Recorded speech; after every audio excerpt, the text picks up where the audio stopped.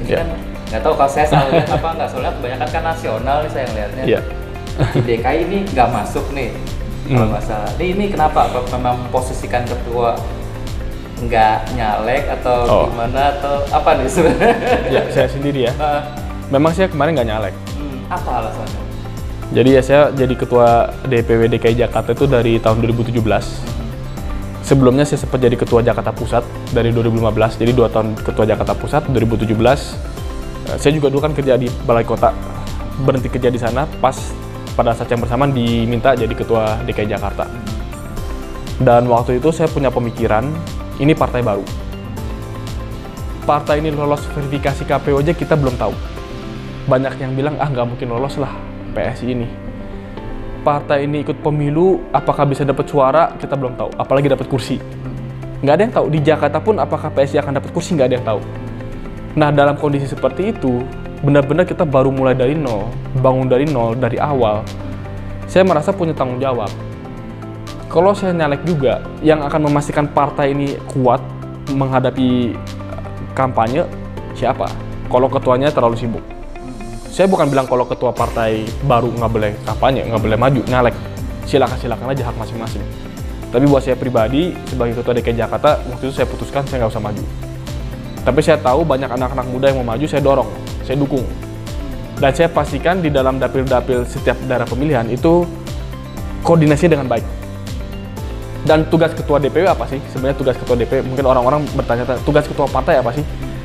70% waktu saya sebagai ketua DPW habis itu untuk mengurai konflik-konflik antara caleg, antar caleg dengan pengurus, antara pengurus, karena partai baru. Dan kalau masa kampanye itu kan pasti gesekan, jangankan dengan partai lainnya. Di internal pun juga kompetisi antar caleg juga lumayan keras juga gitu. Nah, saya sebagai ketua DPW harus bisa menunjukkan saya mampu untuk bisa dipercaya semua pihak di internal PSI Jakarta dan juga memberikan arahan, visi, strategi, dan langkah-langkah eksekusi apa untuk bisa mendapatkan suara. Dan ini terbukti kita berhasil dapat 8 kursi di Jakarta. Nah, sampai hari ini 2024 udah kepikiran untuk udah saatnya sekarang maju karena mungkin udah established nih partai, atau tetap masih fokus selama jadi ketua umum ketua partai saya tanggung jawab aja di melayani lah anggota PSI Jakarta. Gimana? 2024 memang masih agak jauh ya. Kalau sekarang sih yang saya pikirkan terutama adalah Pilgub DKI. Karena Pilgub DKI ini gosip-gosipnya akan dilakukan 2022. Jadi sebelum bicara 2024, kita lihat dulu nih PSI bagaimana kita mempersiapkan diri untuk Pilgub DKI. Siapa yang kita mau usung. Dari sekarang kita udah ada tim, mulai scouting, mulai cari gitu. Ada nggak siapa sosok-sosok yang kira-kira akan mampu menjadi gubernur dan wakil gubernur DKI Jakarta? Apakah akan mengadakan konvensi kecil-kecil? Rencananya sih gue gitu. Kita sih pengen dorong konvensi di DKI Jakarta ya untuk PSI. Dan kami partai nggak ada mahar. Dan ini Jakarta, jadi saya rasa akan banyak yang tertarik untuk ikut konvensi. Setelah itu, ya kita baru pikirkan strategi 2024. PSI Jakarta sendiri, saya sebagai ketua DPW sudah ada rencana untuk membuka pendaftaran caleg nanti di 2022. Jadi begitu Pilgub DKI selesai, bulan yang sama atau mungkin 1 bulan setelahnya saya langsung buka pendaftaran caleg 2024. Karena dari pengalaman saya sejauh ini, mempersiapkan seorang anggota DPRD itu nggak cepat.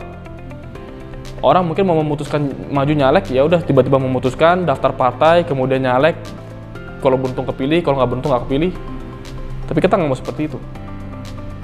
Ya kita akan scouting lagi pastinya, kita akan mengajak banyak masyarakat yang punya idealisme yang sama dengan PSI untuk daftar jadi caleg PSI di 2022 nanti, tapi kita mau siapkan program kaderisasi, persiapan. Supaya pada saat nanti mereka dilantik, udah paham namanya proses penganggaran, udah paham proses pembentukan perda, udah paham isu pendidikan, kesehatan, infrastruktur, kemacetan, banjir, banyak sekali masalah di Jakarta, ekonomi, lapangan pekerjaan udah paham, dan perlu waktu. Jadi PR saya sekarang, Pilgub DKI, itu yang paling dekat, setelah itu langsung buka pendaftaran caleg. Nah, masalah saya sendiri akan nyalek atau enggak, ya saya nanti lihat yang daftar caleg ini udah cukup banyak atau enggak, sudah cukup oke-oke atau enggak, dan baru nanti saya akan putuskan mau maju atau enggak. Sampai sekarang banyak yang belum paham apa sih orang harus istilah masuk PSI atau malah jadi memilih atau nanti mungkin nyalek, apa sih yang ditawarkan yang dibilang baru dibanding yang lain gitu. Iya, Kalau bilang partai baru, setiap pemilu pasti ada partai baru. Jadi saya rasa jualan PSI ini tuh bukan partai baru. Semua partai nanti partai baru pun tiba saja akan jadi partai lama. Orang bilang PSI partai muda, anak muda isinya. Saya usia 29 tahun. Saya waktu jadi ketua DPW DKI Jakarta usia 26 tahun. Ketua partai level provinsi di ibu kota. Muda gitu kan ya. Pengurus-pengurus saya juga usianya 20-an tahun. Ada yang 30-an tahun, 30-an awal. Muda gitu kan. Tapi sejujurnya jualan PSI bukan anak muda. Karena kalau jualan PSI adalah partainya anak muda, anak-anak muda juga nanti akan tua. Terus kalau saya udah tua, teman-teman udah tua, terus apa? Pindah partai lain kan aneh gitu kan. Jadi jualan kita juga bukan partai anak muda. Jadi muda dan baru dari PSI itu apa? Bukan bicara usia, usia partainya lahirnya kapan atau anggotanya kadernya lahirnya kapan, tahun berapa gitu. Tapi barunya dari satu pemikiran, satu sistem yang baru. Contoh, kita waktu seleksi caleg, kita nggak ada mahar, kita bikin seleksinya itu meritokratis, kita bikin debat caleg. Jadi kemarin yang daftar caleg di Jakarta itu ada debat caleg di internal. Kami undang pengurus, undang anggota, terus mereka kasih nilai. Jadi penentuan nomor urut di PSI kemarin itu ada proses debat caleg, kampanye mini, ada polling internal. Nilai yang paling tinggi yang caleg Iya. awal. jadi itu menurut kami sistem yang baru. Dan kemudian ini juga ada pesan dari Sis Grace Natalia, ketua umum kami. Jangan membenarkan yang biasa, tapi biasakanlah yang benar. Itu baru gitu. Itulah sesuatu yang baru dari PSI. Pada saat kami masuk ke DPD DKI Jakarta, pada saat kami masuk ke politik DKI Jakarta, kita melihat banyak hal yang biasa. Oh biasanya udah begini kok selama ini. Oh pembahasan anggaran seperti ini kok selama ini. Oh hak-hak dewan selama ini begini. Biasa gitu. Tapi kami ditantang untuk tidak membenarkan yang biasa. Hanya karena itu hal yang biasa, bukan berarti itu benar. Justru sebaliknya, kita harus bisa membiasakan yang benar. Dan sebagai partai yang baru, kita tidak ada beban politik, beban masa lalu. Pemikiran kami masih fresh. Jadi kami datang, masuk, ya kami punya pemahaman yang benar itu apa. Sistem penganggaran yang baik itu bagaimana. Namanya anggota DPR itu kalau kerja untuk masyarakat itu seperti apa. Makanya begitu kami masuk, kami langsung buka apa? Posko pengaduan masyarakat. Pertama kalinya dalam sejarah DKI Jakarta, DPRD ada fraksi buka kantor fraksinya pengaduan masyarakat, posko pengaduan masyarakat. Begitu kami buka itu, banyak partai lain ikut. Bagus. Kami di sini nggak bilang, oh hanya PSI yang bisa, seperti enggak. Kalau partai lain juga bisa, bagus. Semua partai bikin posko pengaduan masyarakat. Di Instagram kami juga, di sosmed kami, Facebook, Twitter kami selalu posting nomor telepon pribadi, nomor HP pribadi anggota dewan kami. Supaya orang-orang mau pengaduan, mau mengeluh, mau menyampaikan aspirasi, WhatsApp aja langsung. Dan itu hal yang baru. Jadi barunya PSI bukan dari usia, karena kalau usia setiap pemilu ada partai baru. Barunya kami bukan dari usia kader atau pengurusnya, karena kami pun akan tua. Dan selalu akan ada yang lebih muda. Tapi kita harus bisa selalu punya pemikiran, terobosan, inovasi baru, dan melakukan regenerasi. Itu baru-barunya PSI. Nah, yang belum keungkapkan, apa sih latar belakang Bro Michael masuk PSI? Apakah tadi kan dipercayakan untuk jadi ketua Jakarta? Apakah awalnya itu, apakah karena mau tadi yang diutarakan mau menggagas sesuatu yang baru? Apa itu masuk ke PSI ajakan atau memang turut membesarkan juga, atau mungkin memang dari partai lain nggak ada yang mungkin berjiwa seperti yang Bro Michael ingin lakukan? Iya. Jadi saya waktu masuk PSI 2015 akhir Desember, 29 Desember saya ingat betul.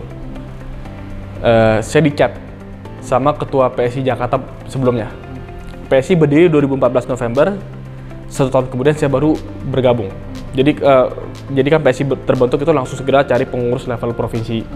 Nah, pengurus level provinsi ini ketua DKI Jakarta pada saat itu cari ketua level kota. Kota Jaksel, Jakut, termasuk Jakarta Pusat. Nah, saya karena tinggal di Jakarta Pusat dan saya kenal dekat dengan ketua PSI Jakarta pada saat itu, saya diajak. Tanggal 29 Desember saya di WhatsApp, "Mike, lu mau gabung kan nih PSI?" gitu.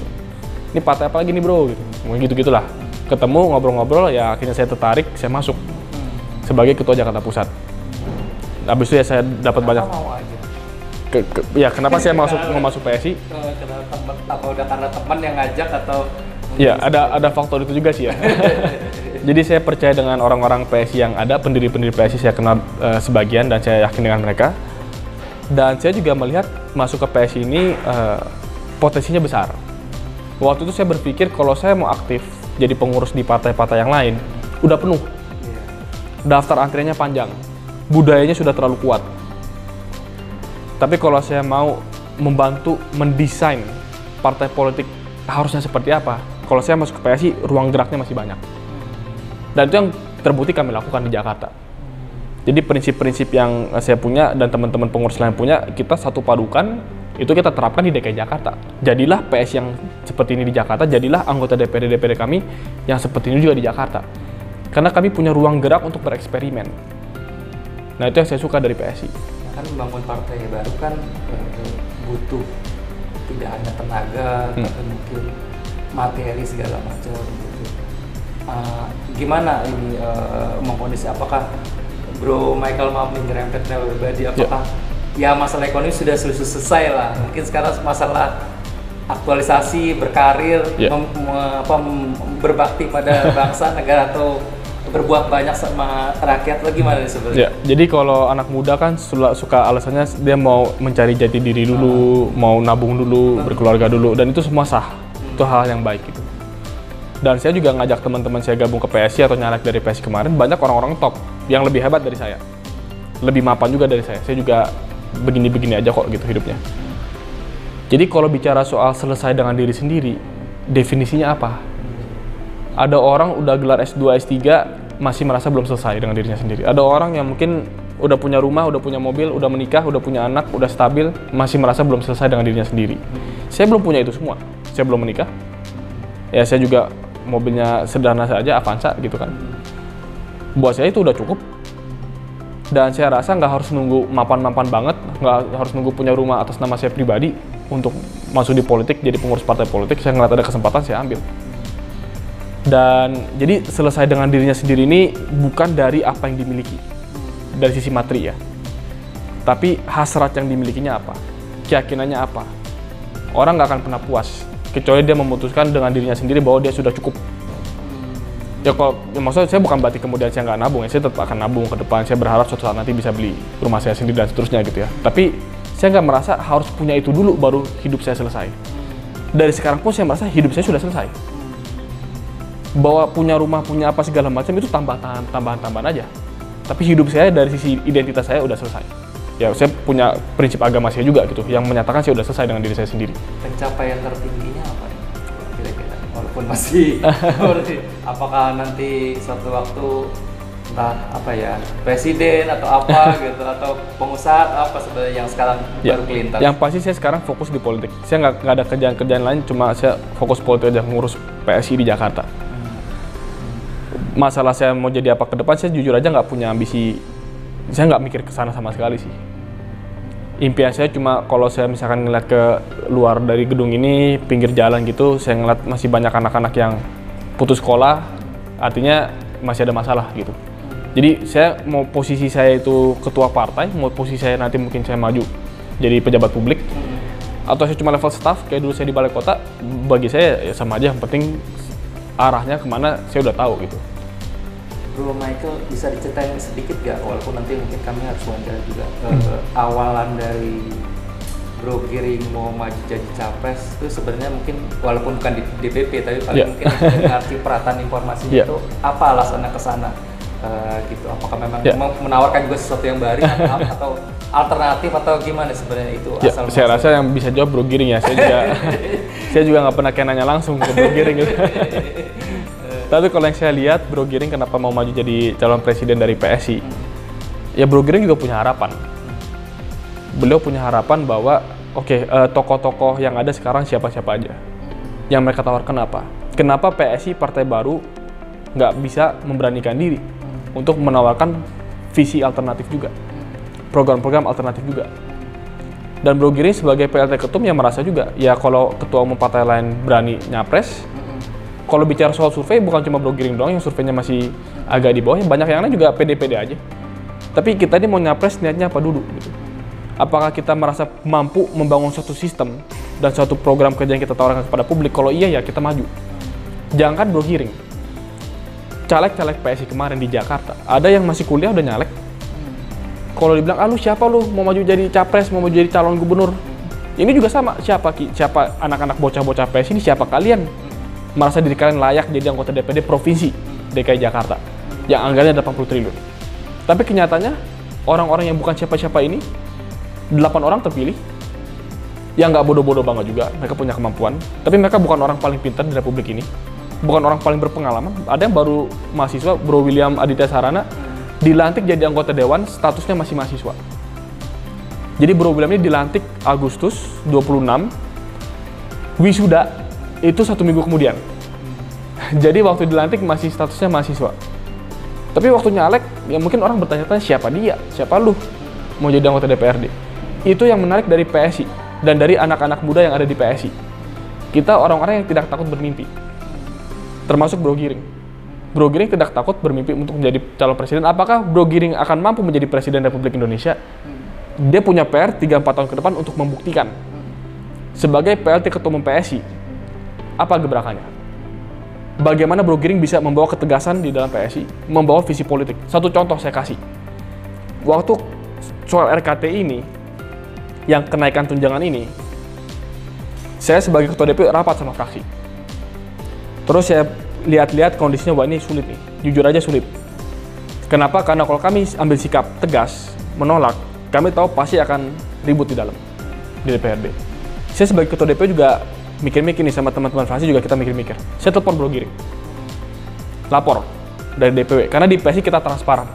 Isu-isu seperti ini Ketua Umum juga tahu. Saya tanya ke Bro Giring ada kondisi begini, ada usulan kenaikan gaji dan tunjangan, arahan dari Ketua Umum apa? Bro Giring tanya ke saya, apa pantas ada kenaikan ini? Tolak. Ketua Umum bilang gitu, ya saya makin percaya diri. Saya bilang ke teman-teman, oke teman-teman, ini mungkin pilihan yang sulit secara politik. Kita nggak tahu konsekuensinya apa setelah kita melakukan penolakan, tapi kita tolak. Ketua Umum udah perintah. Dan ini pertanyaan saya ke partai-partai lain. Partai-partai lain yang tahu soal RKT, lapor nggak ke Ketua Umumnya? Kalau kalian lapor ke Ketua Umumnya, apa kata Ketua Umumnya? Itu urusan internal partai-partai lain. Tapi di PSI, saya sebagai Ketua DP, saya lapor ke Ketua Umum saya, Bro Giring, dan Bro Giring kasih perintah tegas dan jelas. Dan menurut saya itu kualitas seorang pemimpin. Terakhir, Bu Michael, ini tadi udah singgung tentang PLT, banyak informasi juga yang belum tahu tentang ini apa. Terjadi restrukturisasi di partai, dari Ketua Umumnya, sekjennya juga turut juga jadi PLT.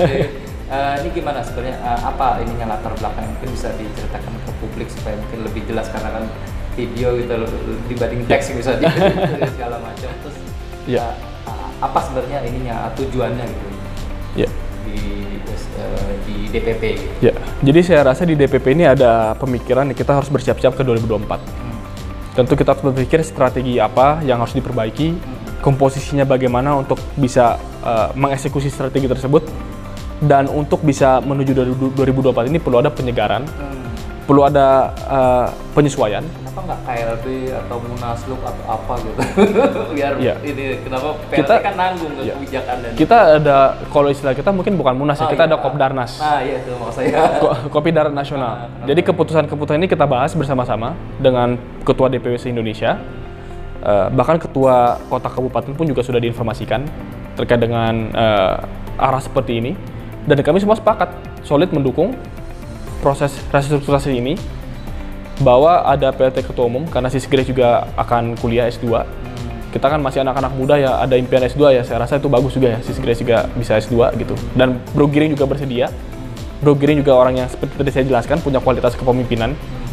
Ini terbukti di internal ya, kalau dari publik mungkin masih bertanya-tanya, silakan nanti akan lihat sendiri gitu, sambil berjalannya waktu gitu ya. Tapi dari internal kami solid dengan Bro Giring sebagai pelaksana tugas Ketua Umum, dan posisi Sekjen juga Bro Raja Julianto ini ada penugasan lagi di internal PSI.